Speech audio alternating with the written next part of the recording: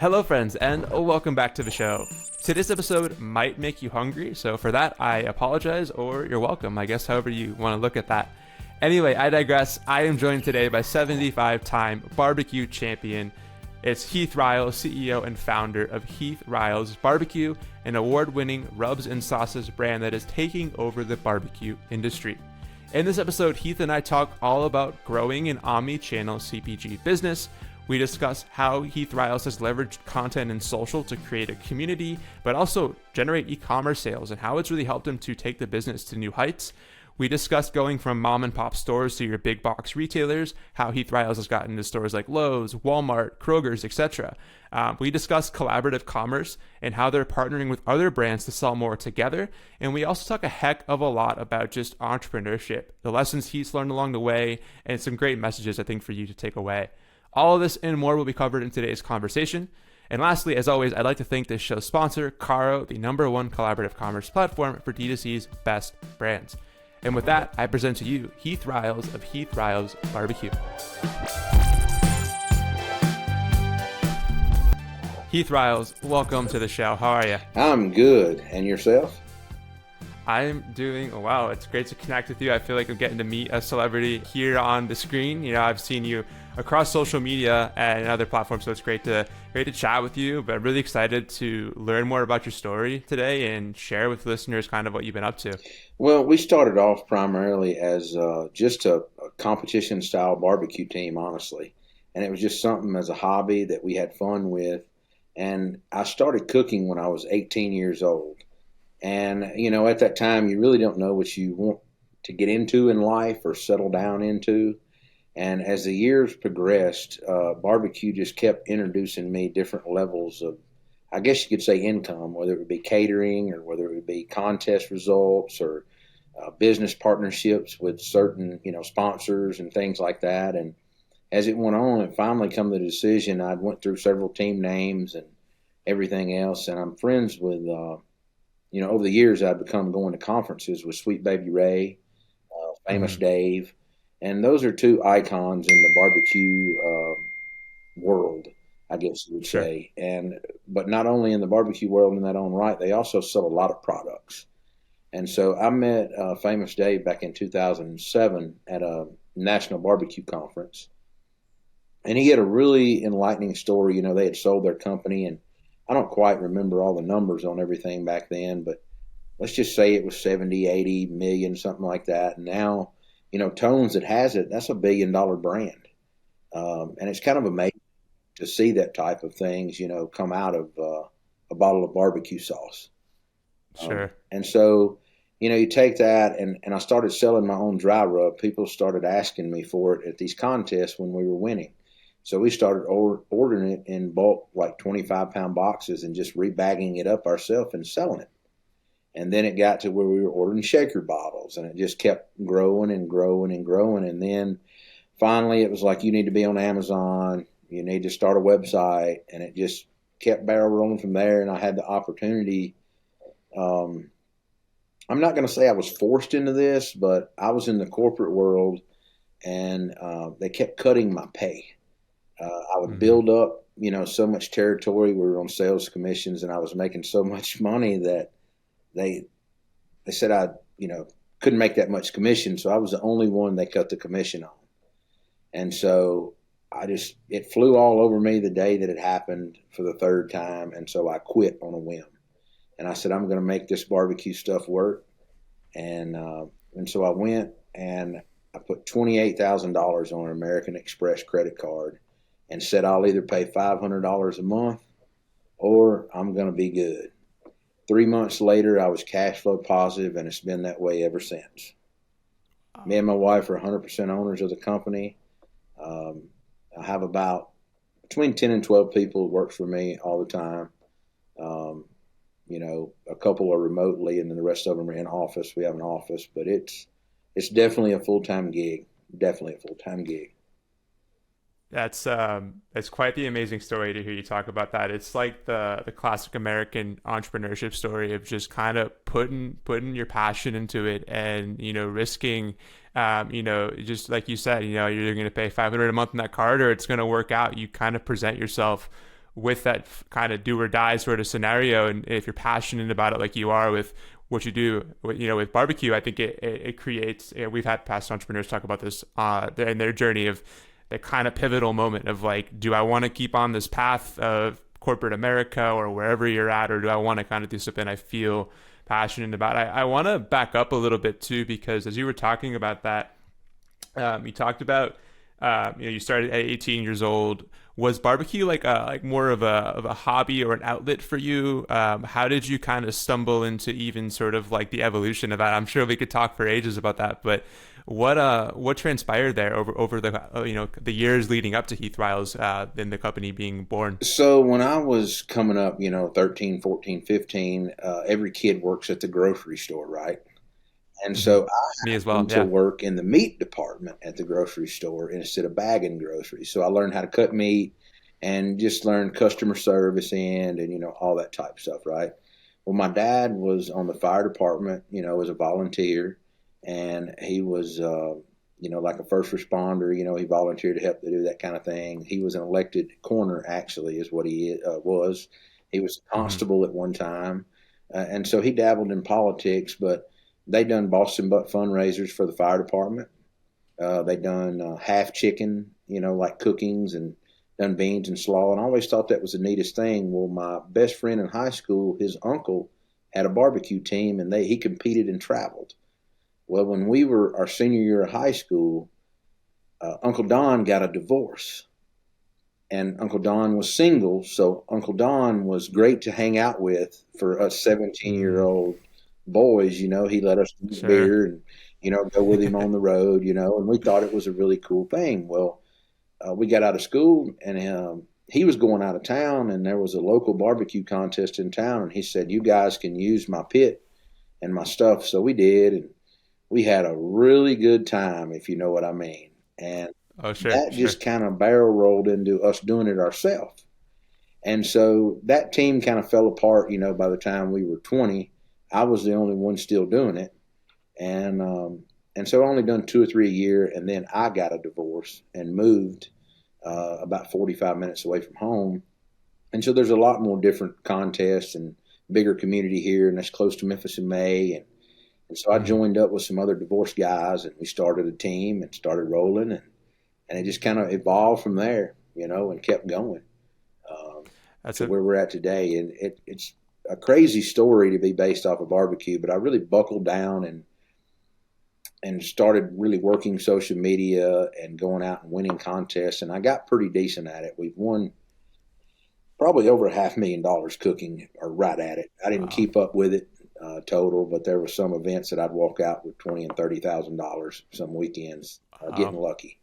And it wasn't always like that. There were times where I Sure. was wondering where my next car payment was coming from, trying to win money to go further. But as time progressed and I stayed with it, I got better and better and better. And it really just paid off in the end, to really start helping promote the products when I decided to flip that switch. Totally. And I want to kind of come to a few of these points that you mentioned, the social media and the content in a second, but you talk about the contests and some of that stuff. I think I saw a 75-time champion. Is that correct? Or you've had an amazing, competition even path, it sounds like, in some of those experiences. And I'm sure the folks you've met along the way, through kind of networking and being at all these events and stuff. When you were kind of thinking about starting the company, like, had you seen other people that you were competing with, who had their own business ventures and stuff that you wanted to do? Was it kind of something you always knew, like there was a business component to this, or was it more that you just liked being involved in that community and competing and the process of kind of creating and competing with others? Like, kind of talk me through a little bit of that. Well, we started out first. I was in the beer business, right? And there was some barbecue restaurants on Beale Street. And if you've ever heard of Bourbon Street in, New Hmm. Orleans, Beale Street's kind of like that here in Memphis, right? A big party. Sure. And so they were looking for somebody to kind of put some trophies in the windows and kind of become a partner with them, right? And the whole deal was they were, paying like 2% of the business, and we kind of had to help promote it. And I would basically consider us a marketing company. They were buying dry rub from us, and we put trophies in the windows, kind of showed them some techniques, how to cook, and how to get better than just regular restaurant barbecue.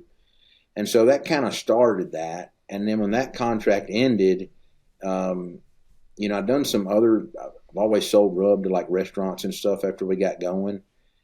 And just really having people working the social media angle like we did really started picking the bottle sales up and just going and doing. And then, having somebody else use it and them taking pictures with it. And we kind of got in on the early side of it. But as far as seeing somebody else doing what we were doing, we had another good friend that was already in the business, and his name was Malcolm Reed with How to Barbecue Right. And if you look him up, if you know who that is, if you follow anything about the barbecue world, you know who Malcolm is. We live about 15 minutes apart. And he asked me to come on his YouTube series and do a rib video because I had just won Rib Team of the Year. And so that video has, I think, close to 9 million views now. Wow. And that kind of really helped, I guess, give me a really good push off, if that makes sense. And so we kind of took that and kind of just spun that with marketing as well, and just kind of pivoted off that and kept cooking contests. And I was at an Ace Hardware show. They had hired me to teach a class at their convention. And I met, Famous Dave was there and Sweet Baby Ray, and I knew them previously from years past. And they said, well, look, why don't you change your team name to your name? Everybody knows you. Everybody knows your face. And so taking that advice from those two gentlemen, who they were the face of their brand, and both of them had done so well.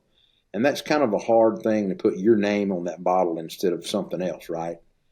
And it really just made me that much more passionate about selling the product and understanding what I was developing and how I was selling it. And it's such a good story that it's caught on with people that it is a good product. And it started going national. Some of them have. And we've gained enough traction that we're available in 12 countries currently. We export to 12 countries, and we're in, I think it's about 85% of the Walmarts across the country with 2 items. Oh, wow. That's amazing. And we have 4 more going in the spring. And so, that kind of volume, we're in all the academies, Roush's, Burcott's, Berkshire Brothers. We're in the Delta Division of Kroger's. So we're really just now starting to take off in a lot of big box stores. We're also just went nationwide with Lowe's. And so you can see now a lot of those big box stores have started coming on after we really started. My main focus was mom and pop stores right out of the gate because that was the people that was using my product who knew me as far as the barbecue personality went. Totally. I want to come back to the channel conversation in a second, but you mentioned being like the face now of, you're branding this as Heath Riles BBQ, Sweet Baby Ray's, you mentioned, your Famous Dave's, like a lot of, even outside the barbecue world, but a lot of CPG focused companies having that face is like a great way to connect with the community, I think, but also like the story that you tell is in a lot of ways everything. I first found out about you actually, I think it was Barbecue with Big Jake. I follow him on Instagram, and Jake was just using your stuff, and I was like, who is this Heath Riles? Like, gotta check him out, and actually funny enough, like that weekend I went to a friend's house, he was cooking some ribs. I think he was using the honey chipotle rub that you have. So I was like, something in the universe is telling me I gotta talk to Heath at some point. But it goes to show like a story, and then I see you on social, I'm reading about you, I'm learning about you. You got like things like the YouTube channel, the recipes, all the things that you're doing. Like, how important was it for you to like connect with the audience and share your passion with others through those outlets of content? Because I think it's, you've talked about the sales benefits and the expansion and getting your name out there, but like, I just would love to understand more of how you've always thought about some of those, getting the word out using social and content, and how it's sort of, kind of helped you out along the way. Well, as you know, change is always going to happen. Some people fight it, some people embrace it, right?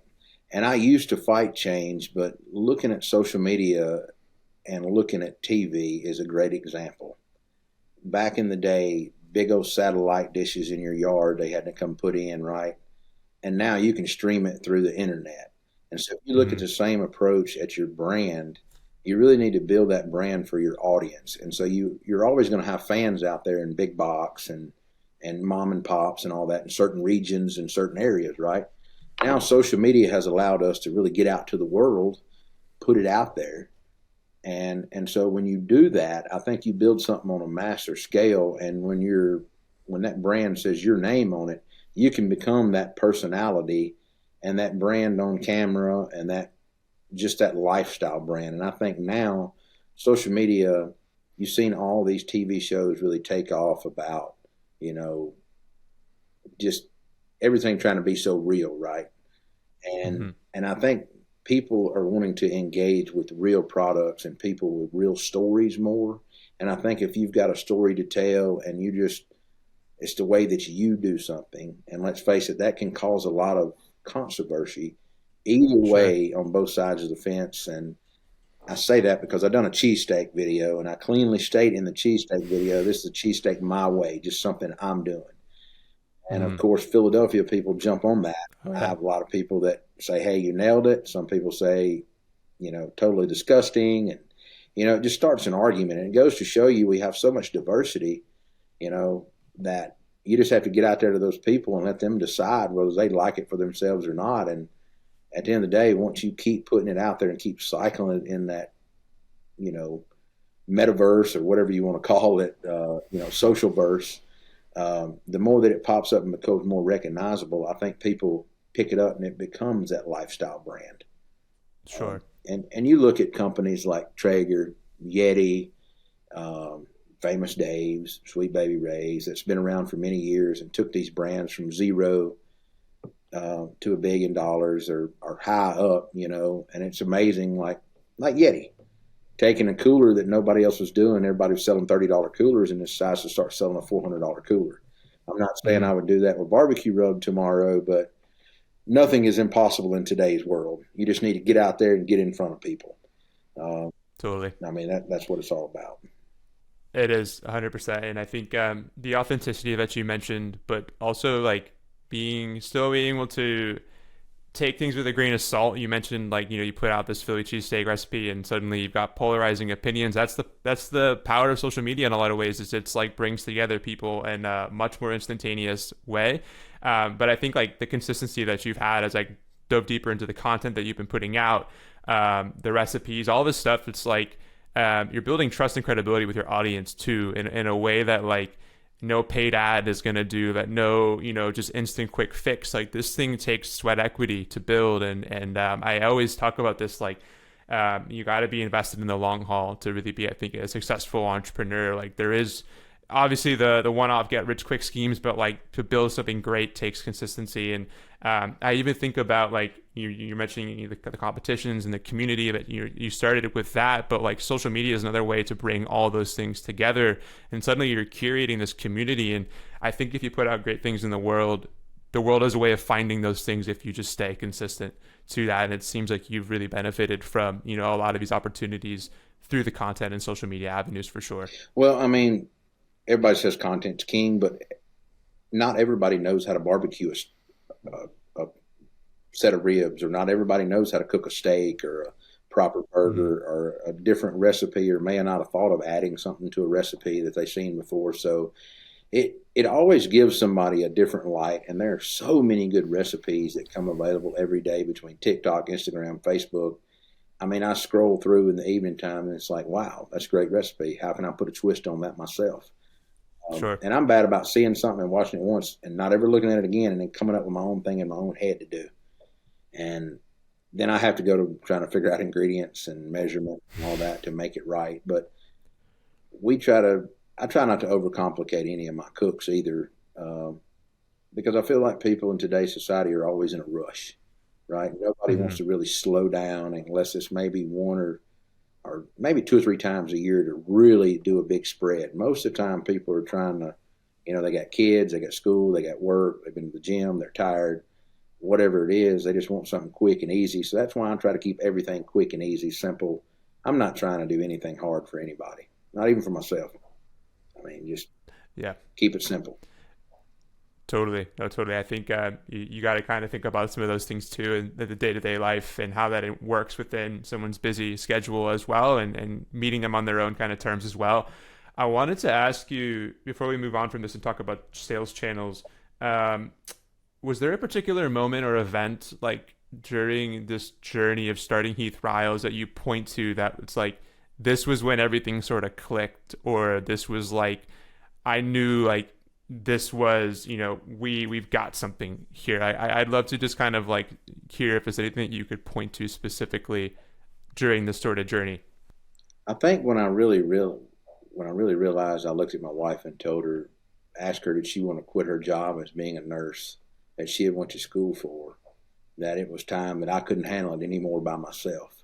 That's kind of when I realized, okay, I can pay her more than she works at the hospital and still be, fine. And it just kind of started barreling from there. Then we added another employee a few months later, and then another one, then another, and then another, and it just has kept going like that.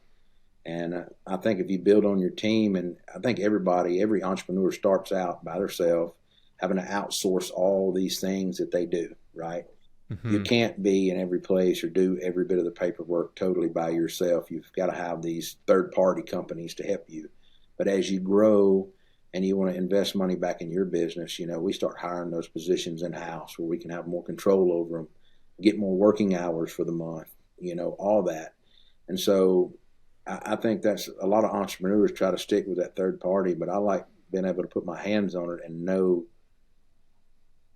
I can ultimately make the call. We need to put more pressure over here this month versus here versus there, and it all works out in the end. It comes out really, really good. And for the amount of people that we have and the volume that we're doing, I feel like we're doing very well. Yeah. That's I'm sure it was a really, really great feeling to be able to do that for your wife and to go, full in on this. And was there any sort of feelings along the way of like, every entrepreneur, I think would be lying if they said that it's an easy journey and take the risk. And I'm sure it's filled with, maybe second guessing isn't the right word, but hey, this is a risk I'm taking here. Like as you were starting to do that, did you feel that things got a little bit maybe easier in some ways to like, once you made that first hire and then suddenly, okay, we're seeing things work here and I see where this is going. Like it was sort of like the ball got moving, things got a little bit easier, or was it all along the way that you've been on this journey, still day one of your experience is still kind of where you're at now, if that makes sense? It does. I think that all the networking that I had done in advance and at all those competitions kind of made it easier for me because I was only having to go back and touch bases with those people and go, okay, I'm ready now. I have this. And they knew my credibility. And so I knocked out a lot of the mom and pop style stores really fast, really quick. And that's where that 3 months of coming back to that cash flow really quick, right? Of getting that paid for and all that, not occurring a lot of, interest charges on a credit card or anything like that.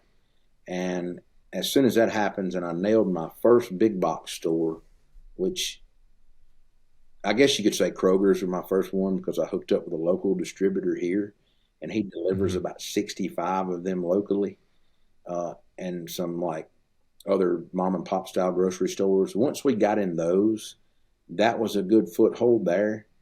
But then when we really got Academy Sports, Academy has a little over 300 stores. And so the only bad thing about Academy right out of the gate, is their finance terms. They're a 90-day company. And so it was kind of one of those moments like it was a big pill to swallow, but it's like, if you're going to do this, this is coming. It is what it is. So I took a deep swallow and rolled with it. And really after that first 90 days, everything was great after that. I mean, it was enough to get over the initial hump, and then any other 90 days didn't matter, as long as I reinvested all that money back into my business. And for the first couple of years, I reinvested everything back that we could, and we still are really heavy strong on that now. I try to really stay attention to my books and taxes and finance and all that, and just control it that way. Totally. You mentioned, maintaining 100% ownership and making sure you're aware of these things too. Like I hats off to you for having that kind of mindset about, investing things back and, taking those steps along the way. And to kind of talk about the channel kind of growth things you mentioned, starting in more of a mom and pop setting, getting, that product market fit. You were even before Heath Riles, you mentioned you were selling this, to folks already, the rubs. As you started to get into like more of the big box sort of stores, Like you mentioned, even you're working with, is Lowe's signed right now, or are you working with Lowe's to get towards that right now? Where are you No, at I with am that? with Lowe's right now. We sold a program into them with 4 items, and that program runs to December, and I've already got the heads up that the sell-through is there. So we've already signed a contract to go in 24 full on with them. Amazing. And we've already signed a Walmart deal, another Walmart deal to go with 4 more items in there. And maybe within 2 to 3 weeks, I may get another couple in there in another category. We're going to pitch sauce coming up the end of September, I believe. Amazing. And so I have some new products as well, some glazes, and I'm going to pitch those to Walmart as well. That's awesome. Can you talk a little bit about, like, a lot of folks, in the CPG space want their products to obviously be on the shelves of Walmart and these big box retailers, the Krogers, etc. Is it any different, like, when you're negotiating across this, or you go into the table and you're trying to get these products into the stores across, some of these, whatever you're able to share? You don't have to get into specifics, but if there's any light you can shed about that process, what it's like. Is it just you? Do you have a team helping you? Like, how does that sort of look and come together? We probably handle 85% of all of our distribution ourselves. For Walmart, though, I chose to have a broker. Okay. And so we met the broker through another guy, and he handles about 80 something products for Walmart. And just with him and his experience already on the spice aisle that he had with some other brands, it was kind of a no-brainer going with him. He pays very well in 30 days, no matter what. So when it leaves our dock, we get paid for it 30 days later. And so being Nice. Walmart's that biggest beast out there, I did want that, that 30-day Sure. pay. But I mean, just using that broker for that buffer, we don't really have to deal with a lot of stuff because Walmart's easier to work with than actually some other clients. Just in my opinion, it's just some of the paperwork, I guess. But just about every one of them operate under an EDI SPS system, which is, another means of grabbing, I guess, money from a small business person, Yeah. But it's not bad at all. Walmart's not. They're a great vendor. I would say the main thing for anybody getting ready to go into big box stores, though, is you're in retail. Every major retailer has a different profit margin. And so you've got to decide on your MAT pricing where you kind of want it to be. And you need to stay within $1 of that. Especially when you get up around the $10, $11 range, you don't want your product at one store to be $10 and at another store be 14, Exactly. Yeah. And you don't want it to be $7 over here, if you're in Sam's Club, say, per se, in a club store. So I think a lot of people go in with trying to give everybody the same price right out of the gate. And I'm not saying I don't do that, but it's always good to work your margins backwards on some of your stores and to do your competitor research and see what your competitors are selling at. And compare that to what your margins are, what your normal margins are. You may be able to take another dime. You may have to lower a dime. And then you also have to take into a fact that, make sure there's about buybacks in your deal, in your contracts, or sales or anything like that. We just had another phone call earlier with another grocery chain. And of course, their number one ask was, well, what about 4th of July and Christmas? Can we do 50 cent and 75-cent rebates? And they were pretty easy because theirs is only what scans through the system and they take it off the next invoice. Sure. A lot of them want to buy a whole truck from you and deduct it off the thing and then sell it at a normal price. Well, it's a lot of those things that you need to watch for to cover your bases, especially being a small business, in my opinion. Totally. Those are great tidbits to think about. I didn't even consider that, but also really important. Yeah, because at the end of the day, you're coming back to business fundamentals, like where you're at profitability. Are you, I've heard, horror stories of folks jumping into some of these big box because it's the thing to do, they think, and suddenly, they're upside down or it doesn't make business sense and they end up regretting it. I'm not saying that, there's any regret that can be had with that, but just having even that mindset that you've talked about here, really, really important stuff for us to think about.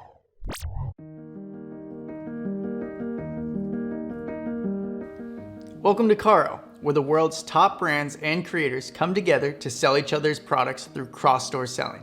You can join Caro as an online retailer, product supplier, or both As a retailer or creator, you can sell other amazing products on your online store, allowing you to quickly expand your catalog and increase your average order value, all without the upfront costs of investment in new inventory. You simply sell more product and collect a profit. As a supplier, Carl opens up an entirely new sales channel, making your products available to be sold on thousands of other top brands and top creators' stores. Orders are sent right to their Shopify order queue, making fulfillment super easy. You're always in control as a supplier, choosing what products to make available to the network, what retailers you work with, and the margin that works best for your business. It's the biggest no-brainer in the history of e-commerce. There are literally thousands of brands and creators. Our team is ready to help you find a perfect pairing to your brand. What are you waiting for? Join Carl and start selling more together. I want to move over to e-commerce a little bit. Most of our listeners, either work with a Shopify business or in the Shopify ecosystem. So I wanted to understand a little bit about your journey with e-commerce, with the store.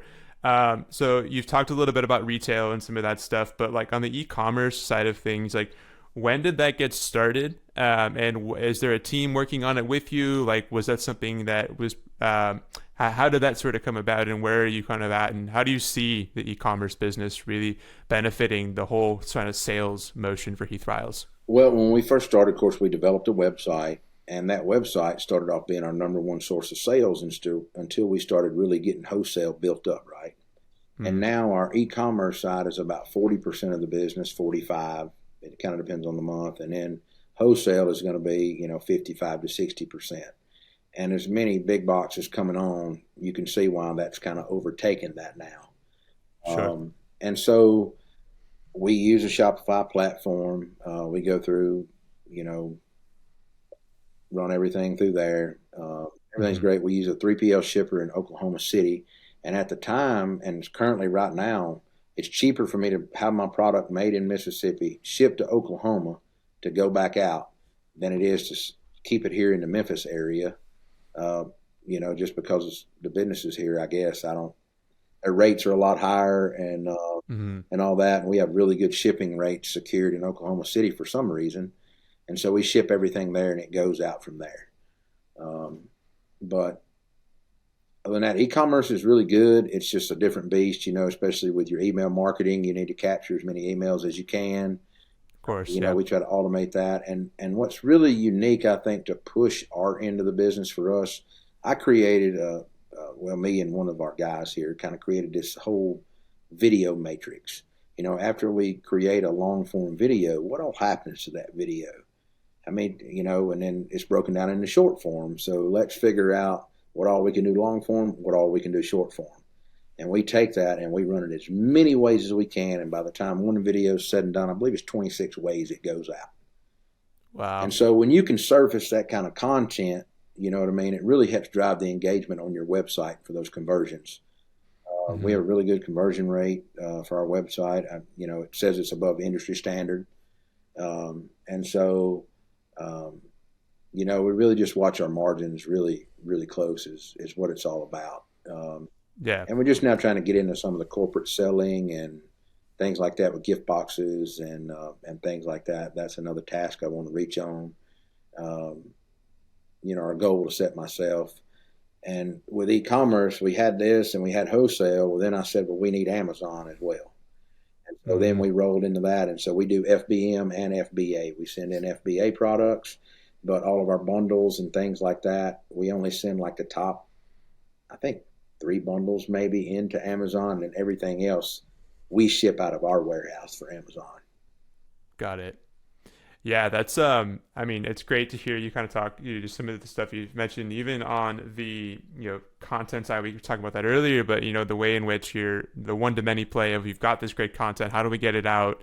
How do we then take folks from that content experience, whether it's social, it's YouTube, wherever they are, and then back to the site to explore, to see the products?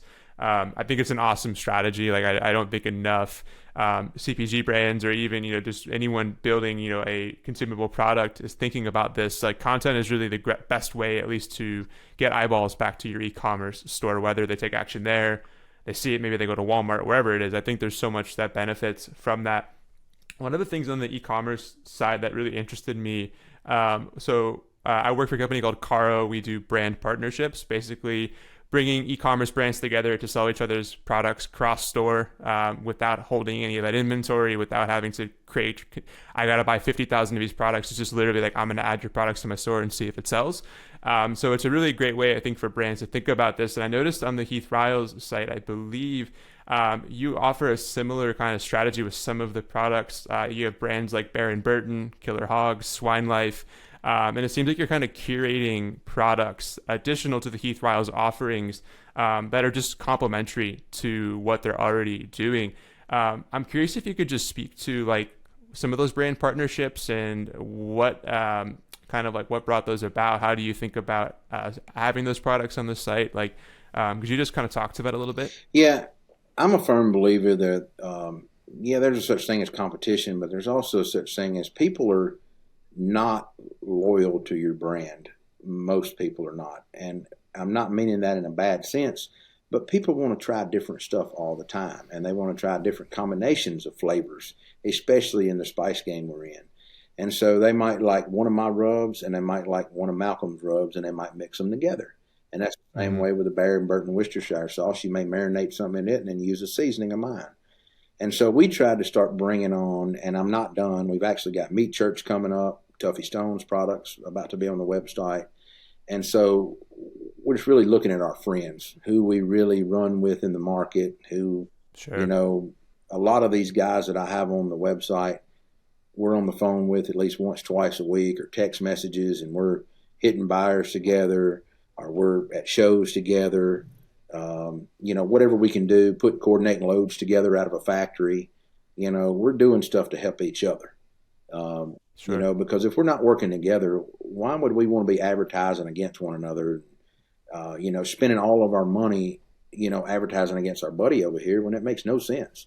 So why not bring his product aboard, help promote it too, and we bounce off each other's stores. Malcolm sells my stuff on his store. Matt sells, my stuff. So several of us kind of bounce in that same circle, kind of bounce off each other. Yeah, I love that. We've coined this as collaborative commerce here at Caro, sort of people winning together, but it's like, it's what you said. I mean, folks are, looking for the best products across, and they're not, to be able to kind of co-market together, to win together, whether, like we see it time and time again, like cart value goes up when they're seeing these other products, that the supplier of it, they're also getting that sale. That's a new customer for them in a lot of ways, and everyone can win together, I think, in that. But if you find the right brands to, collaborate with, like, it can really be a win-win, I think, for everyone, and the customer, benefits the most at the end of the day. Like, we work with a blender brand called BlendJet, and they realized that all of these customers were buying all the products that go in the blender on Amazon, on other stores, and for them it was like a no-brainer just to bring all the products into the the website. And suddenly now they're discovering all of these different brands that go into the creating these smoothies and these recipes directly on the BlendJet site. It's an interesting strategy. I love to see that you're exploring it too. I think it is a very great strategy for a lot of folks to be thinking about for creative ways to just grow the cart value, grow average order value, all that stuff, but then create a great experience for the customers too. Well, and the flip side of that is we're going to do it on the distribution side too, the retailers. And so hopefully by the beginning of the year, a lot of us are shipping on one pallet to the retailer. So that way the retailer can put in his purchase orders with all of us separately. We all run our own businesses, and it's going to funnel down into our warehouse. Because a lot of us, several of us are in the same warehouse, are made at the same manufacturer. So it's going to be real easy to coordinate that. We just got to finish up the software to make all that happen. And so in the end, it should, retailers don't want to work with me and 50 other people like me. And so setting up a shell operation, to bill under one thing, and then the money gets divided after that. Everybody gets what products were sold of theirs. We're still trying to work all the kinks out of that system, but in the end, it's going to help the retailer save on shipping, which in return should drive the shelf costs down. Right. We're not trying to make it go up. We want to keep that $10 ring because, as we know, I think we've had like 4 price increases in 2 years, just with the pandemic going on, and just wildfires in California to bad crops in Indonesia and Vietnam where some black pepper and stuff comes from. And so when you look at all that, it does drive cost up, fuel, logistics, trucks. And so we're trying to really get on the back end of this thing and go, okay, what can we do together to help the retailer not even worry about what's going on in the pipeline? Sure. That's our whole point of setting this up on both ends like this. Love that. Yeah, that's a great just way of kind of also looking at how can you creatively influence and shape, I think, some of the situation and challenges that candidly a lot of, businesses are facing right now. I love that. As we kind of wrap things up, and sort of, look forward, couple more questions I wanted to ask you. For folks who are listening, who are entrepreneurs, either they're having their own business right now or they're thinking about starting one. I'd love for you to speak to just what's some bad advice that you hear given often to entrepreneurs that you think folks should maybe avoid. Bad advice. When I hear somebody tell them they need to go to LegalZoom to set up an LLC or, something like that, you really need to find you a legitimate lawyer to work with. I know a lot of people think they can't afford that out of the gate, but it's not very much money at all. Maybe another $1,000, $1,200, and in the end, it is 100% worth it. Partnerships, it's kind of good and bad. I guess it depends on the people. I always say, though, an open book can never get scribbles in it. You know what I mean? So always be open and honest with people if you're going to have partners. I've not seen anybody come out in the end great that was trying to do something shady. You know what I mean? Right. And totally. In the end, don't be afraid to walk away from a deal. I've walked away from major deals before, and people that took them ended up getting burned. Oh, okay. So always do your homework. Make sure that you're hooking up with a vendor. If nobody else is dealing with them, ask yourself why. Start calling some of your other people in the market and going, have you dealt with them before? Did they pay you? Did they, And so, good or bad advice, I don't know. I really think, bad advice, really just watch your business. I mean, just watch your business is a better thing to say. No, totally. And I mean, it's the theme I picked up from this conversation. You've gone with your gut. You've looked at things. You've asked yourself those important questions. Really, really important advice. I think folks could not listen to that enough.